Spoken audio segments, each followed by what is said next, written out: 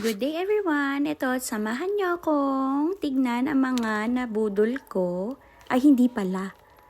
Nabudol ako kasi nakita ko siya through online. Lunch bag from Bentgo. Meron siyang 2 handle. Meron siyang zipper, back pocket zipper. Meron din siyang sling that you can attach para just in case na exam or food lang ang kailangan dalhin ng mga kids nyo, easy to handle. Para yan kay Bran, yung color na yan, green. Meron din siyang water bottle pocket. At syempre meron siyang libreng di papel. Ang tawag sa kanya ay Deluxe Insulated Lunch Bag. 2 zipper. Meron din siyang 1 zipper pocket na merong papel na kasama for your registration. At yung mga anik-anik pang nakalagay doon. Ayan. Tanggalin na natin. Kasi hindi pa naman pumapasok si Bran. Binilhan lang namin siya kasi binilhan din namin si kuya and ate niya. And next, ay yung kay Kuya Brent, yung color blue. Yan yung para kay Brent kasi meron siyang book bag na ka-partner na nakita namin online. Meron din siyang zipper pocket inside, insulated. Easy to clean yung inside niya. 2 zipper din, main zipper. 2 handles. Meron din siyang water bottle pocket na meron din kasamang sling. I'm sure magagamit ni Brent yan just in case examinations or may events sa school na kailangan food lang, hindi na natin ikakabit. Napakita na natin kanina, wag tayong masyadong atribida. And then, meron din siyang pocket sa likod with zipper. At yan yun. At ito naman yung kanilang lunch box. Ang cute niya kasi molded rubberized yung edge niya. Tapos, teka, tignan natin ano pa bang kasama niyan. Papel ulit. I-open na natin. Easy to open. Meron siyang 4 compartments. Pwede mo ilagay yung mga juice boxes. Meron din siyang optional na ice pack cools for food. If ever na pababaunan natin ang ating mga kiddos ng fruits, veggies, or yung madaling mapanis na food. Meron siyang ice pack na kasama. Ang cute lang, no? And then, this is for Bran. Syempre, ka-partner ng kanyang lunch bag. Same lang din nung isa. Gusto ko siya kasi ang cute. Pa-curve yung edge niya. Ay, itupi pala muna natin ang box. Diba? Todo tupi ang first one. Ayan. Ang cute lang. Bet go. Easy to open. Tapos, iwas leak pa siya. Meron din siyang chill-proof. Yung para sa freezer. Hindi ko alam kung paano ano-ano yan. Basta yun na yun. O, yan. Ibalik natin. At syempre, kailangan maayos at i-close. At, isa pa pala, pwede siyang i-microwave. Pwede siya gamitin sa microwave at sa dishwasher. At ito pala yung partner ng lunch bag niya, yung book bag ni Brent.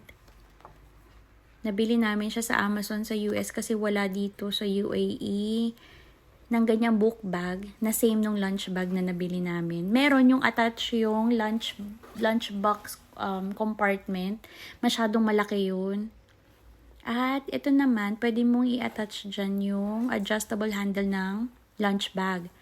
Meron 3 compartments sa loob na padded. Yan.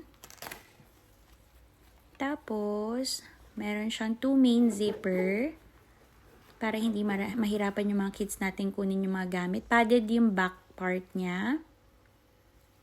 Diba? Ang cute lang. Excited na kasi ako para kay Brent kasi first time niyang papasok kindergarten sa big school. Meron din siyang water bottle compartment sa dalawang gilid.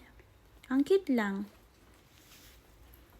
Kung gusto naman ng kids nyo na hands-free sila, pwede nyong i-attach yan dun sa mismong book bag.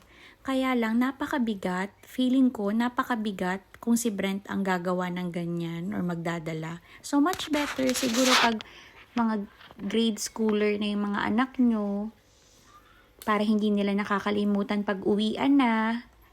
Yan, ang cute. Next is,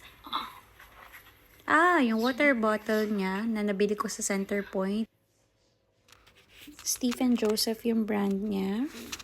Stainless steel yung inside kasi sabi nila hindi daw okay kahit BPA free yung plastic bottle. So try natin, lalo na napakainit dito sa UAE.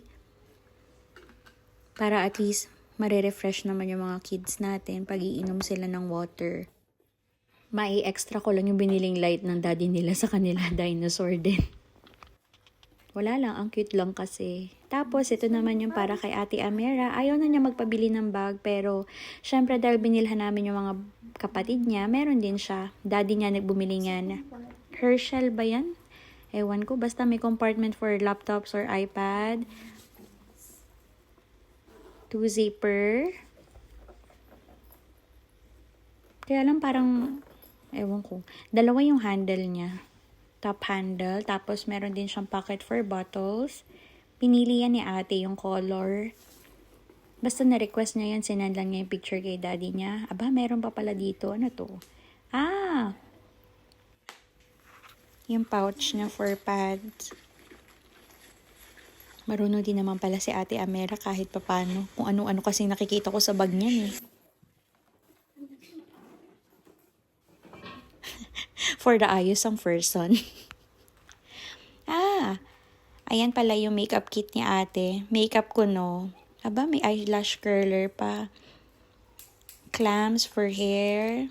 Ribbons, ponytail, sunscreen stick. Ang arte naman ni ate. Pero akong bumili sa kanya yan kasi ni-request niya. Sige lang. Yun lang naman.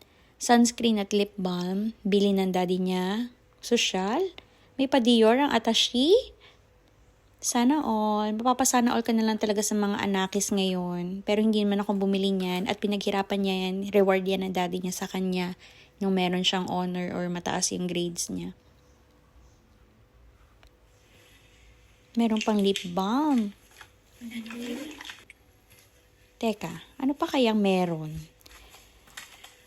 I-share natin yan. Init na ang mamshi mo. Ayan pala yung lunch bag na nabili niya sa Miniso. Ayaw niya magpabili ng iba. Enough na daw yan kasi black naman. Nasa 7-10 dirhams lang yata yan. Pero okay sa kanya. Hindi man siya nagre-reklamo kung anong presyo. Basta black. Yun yung gusto niya sa ngayon. Ito naman yung binili ko sa Citron. Water bottle siya. For Ate Amera. Meron siyang extra cap. And then, ano pang nasa loob ng box na yan? Yung water bottle na merong silicone cover sa bottom part niya. Yes, vlogger na vlogger ang atake ng mamshi mo. Feeling. Sige, damahin natin yan. Pinagkagastusan ko yan, so why not? I-flex natin. Hindi para magyabang, para lang malaman nyo kung saan ba napupunta ang allowance ng mamshi nyo. Hindi po ako mayaman. Ang allowance ko ay napupunta sa aking mga junakis. May 2 straw. May straw cleaner. Pero mas gusto ni ate at mas gusto ko rin yung merong wooden cap, yung closure, kesa dun sa may straw. Kasi walang cover yung inuman. Baka naman malaglag. Hindi parang iinom ka na sa maduming straw. Basta yun na yun, hindi ko ma-explain ng maayos. Hindi naman kasi ako vlogger. O hindi pa alam kung saan ilalagay, diba? Tapos ano pa ba mga hinahalukay ko dyan? Yung mga cutleries. Siyempre maarte yung nanay nyo. Napa-order pa nga ako ng isa pa niyan para kay Brent. Hindi ko na ihabol. Para basta gusto ko matchy-matchy sila. Pantay, fair ang tingin sa lahat ng mga anakish. hirap na hirap ako magpasok niyan. Ewan ko ba, hindi yan kaya ni Brent. Yan, silicone case para sa cutleries. Oh, hindi pa makontento, inilipat pa, 'di ba? For the vlogging ang person. Ayan naman yung kanyang lunchbox. Kay Ate Amera yan, brown yung napili ko para hindi masyadong, kikay-kikay. Maiba naman. Kasi feeling niya dalaga na siya. So, ayan na nga yun. Meron pang pencil case. Pero, nabili ko yun sa Center Point. Di naman kasama sa BentGo. Ayan, yan yung mga binili ko for the kids. Kasi back to school week na. So, sobrang excited ko nga dyan. Alam nyo ba? Ilang beses ko tong film. 3 months ago pa.